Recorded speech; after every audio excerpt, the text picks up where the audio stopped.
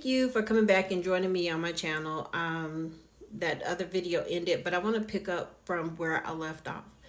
Um, so basically, what I was saying is that in our hearts we know who He is, but we should not speak on who He is and worry about how everyone else is going to feel about it, because He is real.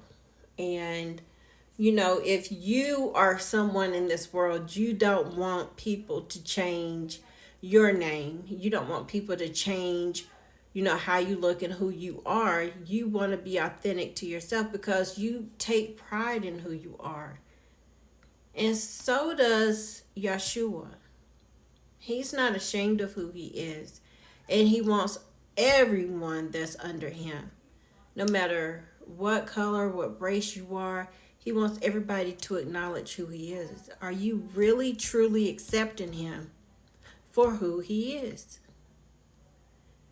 So, I want to read this passage that I did here today, and I went to it and I read it and I studied on it, and I want to read this to you all. So, this is Hebrews chapter 8, and I'm starting at the 6th verse. And it says, "But now hath he obtained a more excellent ministry, by how much also he is the mediator of a better covenant, which was established upon better promises. For if that first covenant had been faultless, then should no place have been sought for the second. For finding fault with them, he hath, behold, the days come, said the Lord, when I will make a new covenant with the house of Israel and with the house of Judah. Not according to the covenant that I made with their fathers in the day when I took them by the hand to lead them out of the land of Egypt, because they continued not in my covenant, and I regarded them not, saith the Lord. For this is the covenant that I will make with the house of Israel.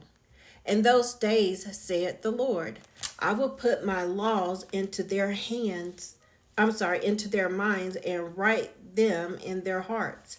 And I will be to them a God, and they shall be to me a people." Israel is a people. "And they shall not teach every man his neighbor, and every man his brother, saying, Know the Lord, for all shall know me, from the least to the greatest, for I will be merciful to their unrighteousness, and their sins and their iniquities will I remember no more.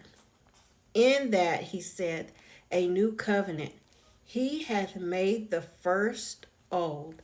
Now that which decayeth and waxeth old is ready to vanish away." So with me reading this, and to get an understanding, is that I know that Israel is a people, the same way that he spoke in the Old Testament.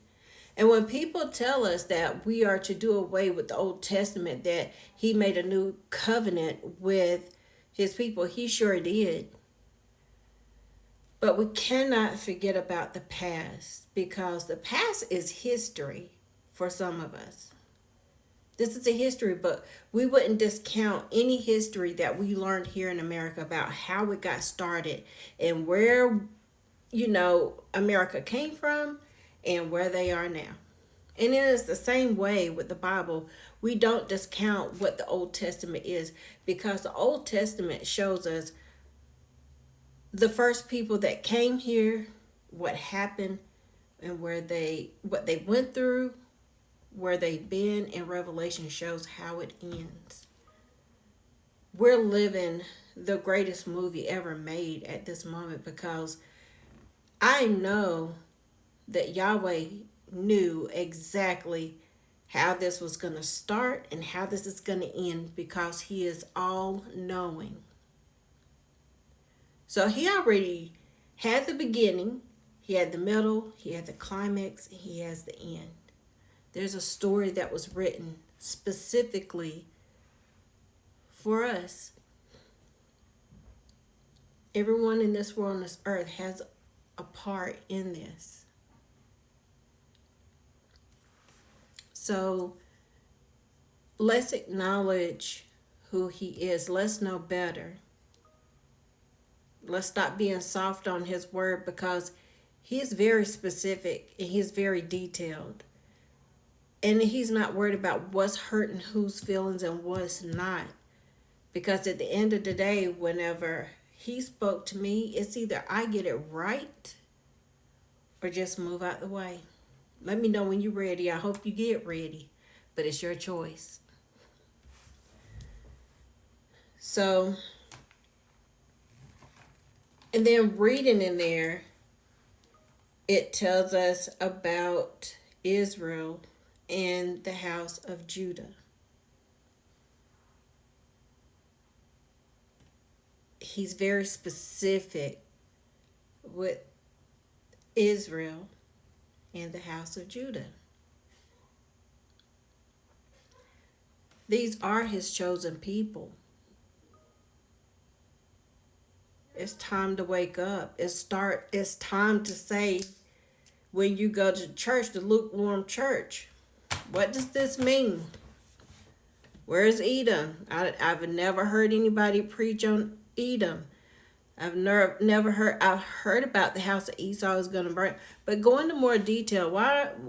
Please explain this to your people, especially in the church. We have so many churches right now that have tornadoes that's twisting outside of them, and the church is being flooded, and the congregation is just sitting there on the pews looking to their pastors to save them, and he's sitting up here preaching, God is going to save us. God is going to save us. But you're leading your sheep to the slaughter. Look around you. Look outside that church. See that wind that's blowing. Look at those flood waters that's filling up in your church.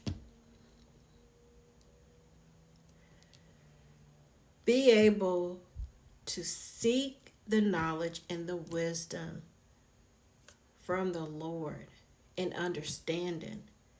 Don't be led astray. Do not think that you are so mighty and so knowledgeable that you can't turn and look and listen to the so-called homeless man on the street, because I don't believe in homeless. If you need my help, I'm going to give it to you. Some people just choose to be in a place where they feel comfortable and want to be.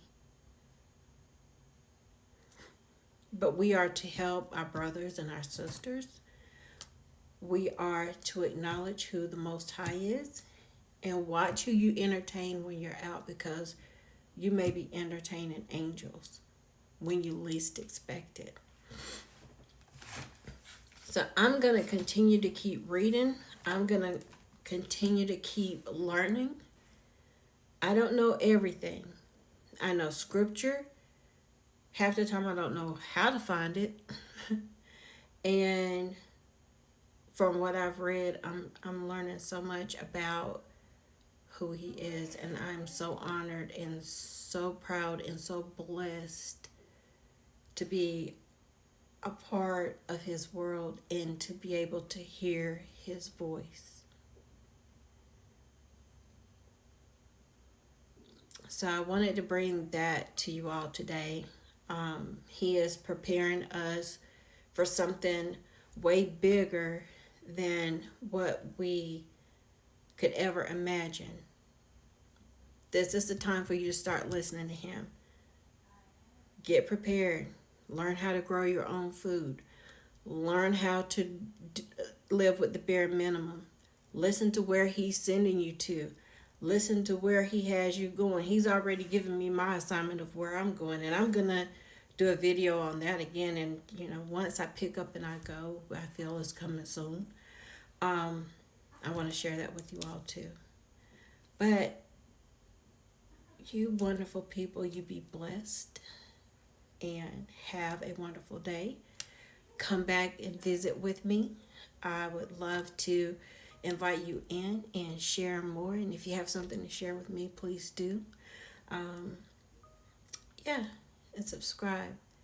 And, I love all my brothers and sisters, and you have a blessed day.